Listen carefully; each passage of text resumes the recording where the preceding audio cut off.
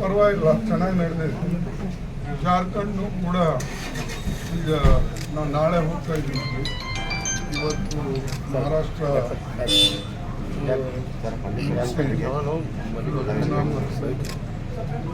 ನಾಸಿಕ್ ಎರಡು ಮುಗಿಸ್ಕೊಂಡು ನಾಡ್ದು 16 ಇಲ್ಲೊಂದು ಆಲ್ರೆಡಿ 2 ರೌಂಡ್ಸ್ ಬಂದಿದ್ದೇನೆ. ಒಂದು ರೌಂಡ್ 16ಕ್ಕೆ ಹೋಗ್ತಾ ಇದ್ದೀನಿ. ಆ್ಯಸ್ ಆನ್ ಟುಡೇ ಎಲ್ಲ ಕಡೆ ಚೆನ್ನಾಗಿದೆ. ಆ್ಯಂಡ್ ಜನ ವಿಶೇಷವಾಗಿ ಇವರು ಗೌರ್ಮೆಂಟ್ ಎಲೆಕ್ಷನ್ದಾಗ ಮಾಡ್ದಂಗೆ ಮಾಡ್ತಾ ಇದ್ದಾರೆ ಅಂತ ಹೇಳಿ ಜನ ಏನಪ್ಪ ಅಂತಂದರೆ ನಮಗೇನು ಮಾಡ್ತೀವಿ, ನಮ್ಮ ರಾಜ್ಯಕ್ಕೇನು ಮಾಡ್ತೀವಿ, ಏನು ಕೊಟ್ಟಿರಿ ಅಂತ ಕೇಳ್ತೀವಿ. ಇವರೆಲ್ಲ ಆರ್ಟಿಕಲ್ 371 ಅದು ಆಗೋಯ್ತು ಪಾರ್ಲಿಮೆಂಟ್ಗೆ. ಅದನ್ನೇ ನೀವು ಪದೇ ಪದೇ ಹೇಳ್ತಾ ಇದ್ದೀವಿ. ನೀವು ನಮ್ಮ ರಾಜ್ಯಕ್ಕೆ ನೀರಾವರಿ ಕೊಡ್ತೀವಿ ಅಥವಾ ಇನ್ಫ್ಲೇಷನ್ ಹೆಚ್ಚಿಗಾಗಿದೆ, ಅದನ್ನು ನೀವು ಯಾವ ರೀತಿಯಾಗಿ ಕಡಿಮೆ ಮಾಡ್ತೀವಿ. ಆಮೇಲೆ ನಮ್ಮ ಸೆಂಟ್ರಲ್ ಗೌರ್ಮೆಂಟ್ನಿಂದ ಏನು ದುಡ್ಡು ಬರಬೇಕು ಆ ದುಡ್ಡು ಬರ್ತಾ ಇಲ್ಲ, ಅದು ಏನು ಕೊಡ್ತೀರಾ ಇಲ್ಲ. ಕೆಲವು GSTಗಳು ರೈತರ ಕೆಲವು ಟ್ರ್ಯಾಕ್ಟರ್ ಆಗಲಿ, ಆಮೇಲೆ ನಿಮ್ಮ ಬೇರೆ ಇಕ್ವಿಪ್ಮೆಂಟ್ಸ್ ಏನಿಲ್ಲ ಅಗ್ರಿಕಲ್ಚರ್ ಇಕ್ವಿಪ್ಮೆಂಟ್ಸ್ ಅದ್ರ ಮೇಲೆ ನೀವೇನು ಮಾಡ್ತೀವಿ.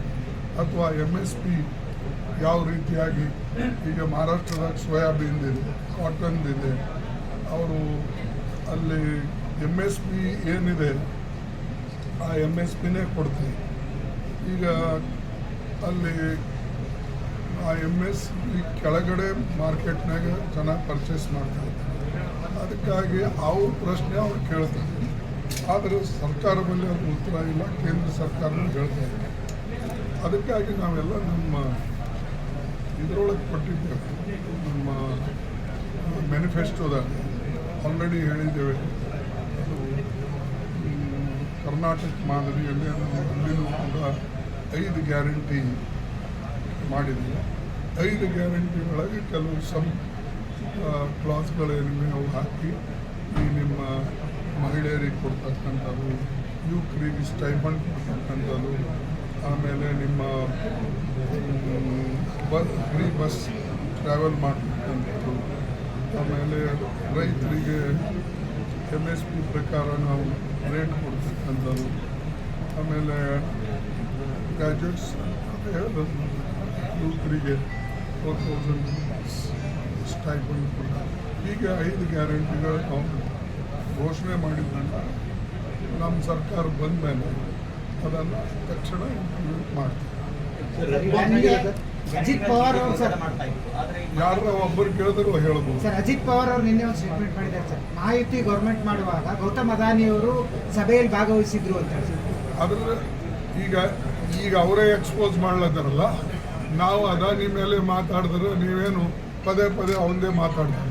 ಅವನು ರಾಜಕಾರಣದಾಗ ಕೈ ಹಾಕಿದಾನೆ ಅಂಥೇಳಿ ನಾವು ಇದನ್ನು ಯಾವಾಗಲೂ ಒಂದು ಕಡೆ ದೇಶನೂ ಲೂಟಿ ಮಾಡ್ತಾ ಇದ್ದಾನೆ, ಇನ್ನೊಂದು ಕಡೆ ರಿಯಾಕ್ಷನರಿ ಗೌರ್ಮೆಂಟ್ಗಳಿಗೆ ಸಪೋರ್ಟ್ ಮಾಡ್ತಾ ಇದ್ದಾನೆ. ಯಾವ ಪಕ್ಷ ಇದು ಒಂದು ಐಡಿಯಾಲಜಿಕಲಿ ಈ ದೇಶದ ಐಡಿಯಾಲಜಿಗೆ ಅದಕ್ಕೆ ಸಂಬಂಧ ಇಲ್ಲ. ಅದು ಒಂದು ಧರ್ಮದ ದೃಷ್ಟಿಯಿಂದ ಒಕ್ಕಟ್ಟು ಮಾಡ್ತಕ್ಕಂಥದ್ದು, ಎಮೋಷ್ನಲಿ ಭಾಷಣ ಮಾಡ್ತಕ್ಕಂಥದ್ದು, ಹೇಟ್ ಸ್ಪೀಚ್ ಮಾಡ್ತಕ್ಕಂಥದ್ದು ಮಾಡತಕ್ಕಂಥ ಪಕ್ಷಕ್ಕೆ ಅವನು ಪಾರ್ಟಿಯಾಗಿ ನಮಗೆ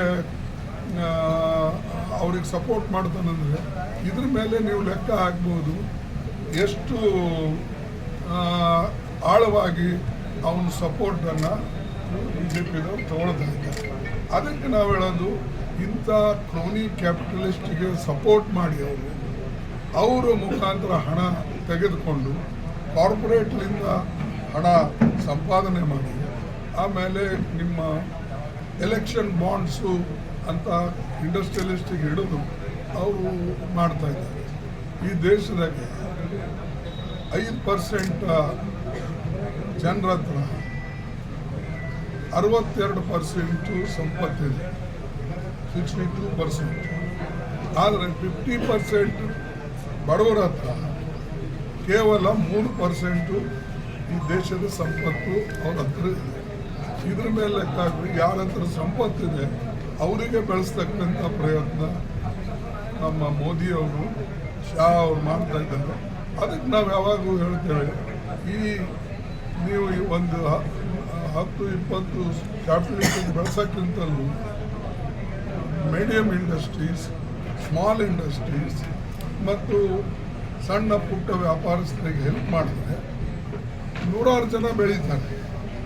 ಆದರೆ ಅವನು ಅದು ಮಾಡ್ತಾ ಇಲ್ಲ. ಸರ್, ಯೋಗಿ ಅವರ ಹೇಳಿಕೆ ಬಗ್ಗೆ ಯೋಗಿ ನಾ ಈಗ ಪದೇ ಪದೇ ಹೇಳ ಒಂದ್ಸಾರಿ ಹೇಳಿನಿ, ಅವನು ಉತ್ತರ ಕೊಟ್ಟಿದ್ದಾರೆ. सर कांग्रेस कांग्रेस के ऊपर टारगेट किया है कि रिजर्वेशन कांग्रेस रिजर्वेशन के बारे में ಅರೆ ಅವ್ರೇನು ಹೇಳ್ತಾರೆ, ರಿಸರ್ವೇಷನು ಕಾನ್ಸ್ಟಿಟ್ಯೂಷನ್ ನೀವು ಓದಬೇಕು.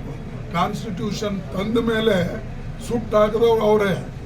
ರಾಮಲೀಲಾ ಮೈದಾನದಲ್ಲಿ ಈ ಕಾನ್ಸ್ಟಿಟ್ಯೂಷನ್ ಸರಿ ಇಲ್ಲ, ಇದು ಮನುಸ್ಮೃತಿಗೆ ಹೊಂದಿಕೊಂಡು ಮಾಡಿಲ್ಲ, ಅದಕ್ಕಾಗಿ ಇದು ನಾವು ಎಂದೂ ಒಪ್ಪೋದಿಲ್ಲ, ಈ ಫ್ಲ್ಯಾಗ್ ತಿರಂಗ ಜೆಂಡಕ್ಕೆ ಒಪ್ಪೋದಿಲ್ಲ ಅಂತ ಹೇಳಿದ್ದಾರೆ. ನೀವು ಹಿಂದಿನ ಇತಿಹಾಸಗಳು ಸ್ವಲ್ಪ ನಮ್ಮ ಯಂಗ್ಸ್ಟರ್ಸ್ ಹೋದ್ರೆ ಗೊತ್ತಾಗ್ತದೆ. सर अरे बस सर कांग्रेस रिजर्वेशन के बारे में अरे रिजर्वेशन के बारे में क्या, रिजर्वेशन संविधान में है, देना पड़ेगा, अगर नहीं दिए तो घर को जाते.